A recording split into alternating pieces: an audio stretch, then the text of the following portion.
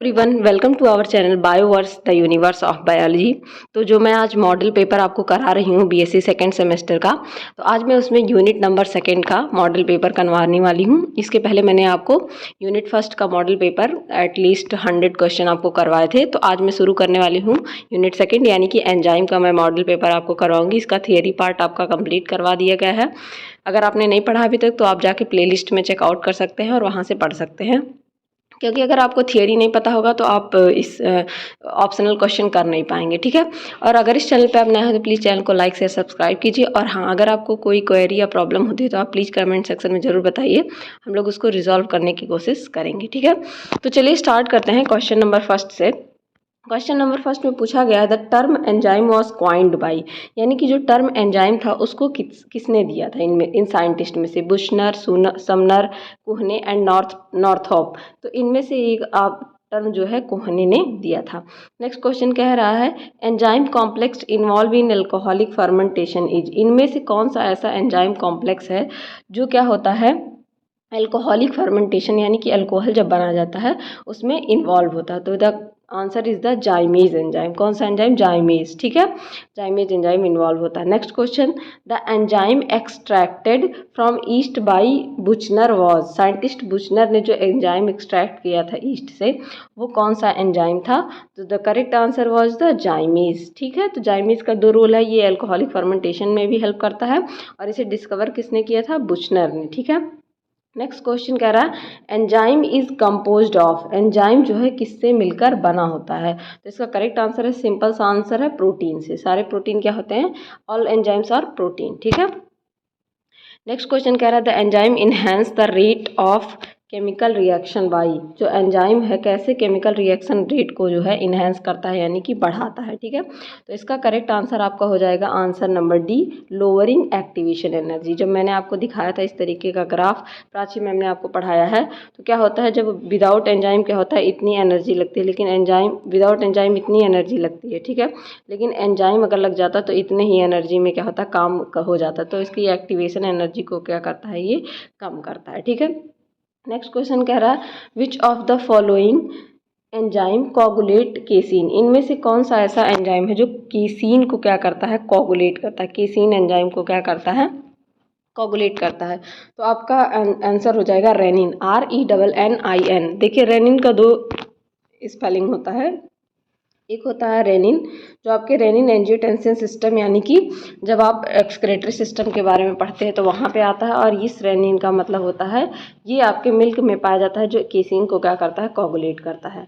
Enzymes are absent, enzymes इनमें से किस में एब्सेंट होता है? एल्गी में, प्लांट में, वायरसेस में, बैक्टीरिया में। तो करेक्ट आंसर आपका हो जाएगा सी, यानी कि वायरसेस में क्या होता है? एंजाइम्स एब्सेंट होते हैं। ठीक है। नेक्स्ट क्वेश्चन कह रहा है बुचनर provides that is not it is not living yeast but a non living substance in which causes fermentation this substance। तो बुचनर ने बताया था कि ये लिविंग ईस्ट नहीं है लेकिन नॉन लिविंग सबस्टांस होते हुए भी फर्मेंटेशन का प्रोसेस ये कॉज करता है। तो इसका करेक्ट आंसर क्या होगा? ये तो आपको अब तक पता चल गया होगा, दैट इज जाइमेज, क्योंकि दो बार बुचनर का नाम इन्होंने, बुचनर ने क्या किया था? इसकी डिस्कवरी की थी, फर्मेंटेशन में हेल्प करता है, तो आपका जाइमेज हो जाता है। तो ये क्वेश्चन आपके लिए इंपॉर्टेंट बन सकता है, क्योंकि पिछली बार सिद्धार्थ यूनिवर्सिटी का मैंने आपको पेपर सॉल्व करवाया था, तो उसमें पूछा गया था कि कौन सा ऐसा एंजाइम है जो यूरिया फॉर्मेशन में हेल्प करता है, यूरिएज वाला। ये तो इस बार आपके लिए इंपॉर्टेंट बन सकता है। ठीक है। नेक्स्ट क्वेश्चन कह रहा है the enzyme are essential in our body because these, enzyme हम लोगों की बॉडी के लिए इसेंशियल क्यों होता है? ठीक है, किस वजह से एसेंशियल होता है? तो ये क्या करता है? कैटेलाइज करता है बायोकेमिकल रिएक्शन को सेल में। ठीक है, बायोकेमिकल रिएक्शन को क्या करता है? कैटेलाइज करता है हमारे सेल में। तो the correct answer is B. ठीक है। नेक्स्ट क्वेश्चन कह रहा है chemically enzymes are, chemically enzyme क्या होते हैं? ठीक है, केमिकली एंजाइम किस फॉर्म के होते हैं? तो इसका आंसर पहले भी मैंने आपको बताया, that is protein. Hydrocarbon amino acid fats नहीं होते हैं, प्रोटीन्स होते हैं। इनमें से पूछ रहा है 11 क्वेश्चन नंबर में कि इनमें से कौन सा स्टेटमेंट करेक्ट है एंजाइम के पर्सपेक्टिव में? All enzymes are protein, all enzymes are lipid, some enzymes are protein, all enzymes and hormones are protein. इनमें से कौन सा स्टेटमेंट करेक्ट होगा? तो करेक्ट स्टेटमेंट होगा all enzymes are protein, 11th का ए। सारे एंजाइम क्या होते हैं? प्रोटीन होते हैं। मूव करते हैं नेक्स्ट क्वेश्चन की तरफ। नेक्स्ट क्वेश्चन में कह रहा है who suggested that enzyme are proteinaceous. कौन से ऐसे साइंटिस्ट थे जिन्होंने बताया था कि एंजाइम्स क्या होते हैं? प्रोटीनेशियस होते हैं। कुहने, सुमनर, पाश्चर या बुचनर, इनमें से कौन से साइंटिस्ट ने बताया था कि जो है आपके एंजाइम प्रोटीनेशियस होते हैं? तो करेक्ट आंसर आपका हो जाएगा बी, दैट इज सुमनर, इन्होंने बताया था। ठीक है, अगर मान लीजिए कुछ क्वेश्चन जैसे साइंटिस्ट के वाले हैं जो मैंने आपको नहीं पढ़ाए हैं, तो उसके लिए आपको क्या करना है, जो मैं क्वेश्चन करवा रही हूँ, तो आपको एक कॉपी पेन लेके बैठना है। यूनिट सेकेंड डाल के आप एंजाइम का कुछ नोट्स टाइप का इसको बना लेंगे। जो क्वेश्चन आपको मैं एक्स्ट्रा कराती हूँ, आपको थियरी पार्ट में नहीं मिलता है, तो प्लीज़ आप उसे नोट डाउन कर लिया करिए, ताकि आपको एग्जाम में गलत ना करके आए क्वेश्चन, 100 आउट ऑफ 100 पाएँ अगर वो 100 नंबर का क्वेश्चन है तो। ठीक है, नेक्स्ट क्वेश्चन कह रहा है enzymes, vitamins and hormones can be classified into simple category of biological chemical because of all these of. इसका ऑप्शन मैं आपके लिए लाती हूँ। तो इसका करेक्ट ऑप्शन क्या होगा, यहाँ पे बताया गया है हेल्प इन रेगुलेटिंग मेटाबॉलिज्म, ठीक है, enhance oxidative metabolism, are synthesised in the body, या प्रोटीन। ठीक है, क्या होता है इनमें से? करेक्ट आंसर आपका हो जाएगा 13 का ए, हेल्प इन रेगुलेटिंग मेटाबॉलिज्म। ठीक है, ये क्या करते हैं? मेटाबॉलिज्म को रेगुलेट करने में हेल्प करते हैं। ठीक है, नेक्स्ट क्वेश्चन आपका कह रहा है कि one gene one enzyme concept was given by. एक कॉन्सेप्ट था वन जीन वन एंजाइम। ठीक है, वन जीन वन एंजाइम, ये कॉन्सेप्ट जो है कौन से साइंटिस्ट ने दिया था? Jacob and Monod, Griffith, Beadle and Tatum, Watson and Crick. इनमें से किसने दिया था वन जीन वन एंजाइम का concept? The correct answer is Beadle and Tatum. Beadle and Tatum के बारे में जब आपने जेनेटिक्स पढ़ा होगा तो वहाँ भी बीडल एंड टॉटम्स का बहुत ज़्यादा रोल था। ठीक है, मूव करते हैं नेक्स्ट क्वेश्चन की तरफ। नेक्स्ट क्वेश्चन कर रहा है वन जीन वन एंजाइम जो कॉन्सेप्ट है उसका मतलब क्या होता है? One gene one enzyme concept का मतलब क्या होता है? One enzyme gene control, one enzyme enzyme control gene, all enzyme are control by gene, all genes are control by enzymes. तो करेक्ट आंसर हो जाएगा one gene controls one enzyme, यानी कि एक जीन जो प्रेजेंट होता है आपके इस तरीके से। ठीक है, ये आपका सेल हो गया। ठीक है, यहाँ पे जो जीन प्रेजेंट होता है इस तरीके से, तो एक जीन क्या करता है? केवल और केवल एक ही एंजाइम को क्या करता है? रेगुलेट करता है। नेक्स्ट क्वेश्चन कह रहा है combination of apo enzyme and को एंजाइम प्रोड्यूसेस। इनमें से कॉम्बिनेशन जो होता है एपो एंजाइम और को एंजाइम का क्या प्रोड्यूस करता है? अगर आपको दिया गया है एपो एंजाइम प्लस को एंजाइम, तो इनको मिलाकर क्या बनेगा? आपसे ही पूछा जा रहा है। तो correct answer is holo enzyme. ठीक है, होलो एंजाइम बनता है। एंजाइम प्रोडक्ट कॉम्प्लेक्स नहीं बनता है, एंजाइम सबस्ट्रेट कॉम्प्लेक्स नहीं बनता, प्रोस्थेटिक ग्रुप नहीं बनता, क्या बनता है? होलो एंजाइम बनता है। नेक्स्ट क्वेश्चन कह रहा है 17 नंबर क्वेश्चन में विच इज़ ट्रू। इनमें से कौन सा ट्रू होगा? होलो एंजाइम एपो एंजाइम और एंडो एंजाइम से बनता है, एपो एंजाइम होलो एंजाइम एक्सो एंजाइम से बनता है। इसमें से को enzyme holo enzyme apo enzyme से बनता है, या होलो एंजाइम जो है को एंजाइम और एपो एंजाइम से बनता है? तो अब तक आपने इसका आंसर तो समझ लिया होगा। Correct answer is holo enzyme को एंजाइम और एपो एंजाइम से मिलकर बनता है।